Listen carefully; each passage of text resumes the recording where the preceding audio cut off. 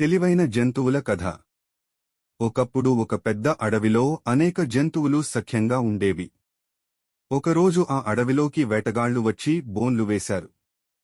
అనేక జంతువులు ఆ బోన్లలో చిక్కుకుని విలవిల్లాడాయి. అప్పుడే కోతి, నక్క, ఏనుగు లాంటి తెలివైన జంతువులు ఒకచోట చేరి యోచించాయి. కోతి చెట్లపైకి ఎగిరి వేటగాళ్లు ఎక్కడ ఉన్నారో గమనించింది.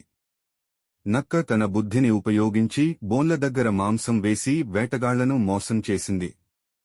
ఏనుగు తన బలాన్ని ఉపయోగించి బోన్లను పగలగొట్టి జంతువులను బయటకు తీసింది. చివరికి అన్ని జంతువులు రక్షించబడ్డాయి. వేటగాళ్లు ఖాళీ చేతులతో పారిపోయారు. అడవిలోని జంతువులంతా కలిసి ఆనందంగా నినదించాయి, మనందరం ఒక్కటిగా ఉంటే ఎవరూ మనకు హాని చేయలేరు.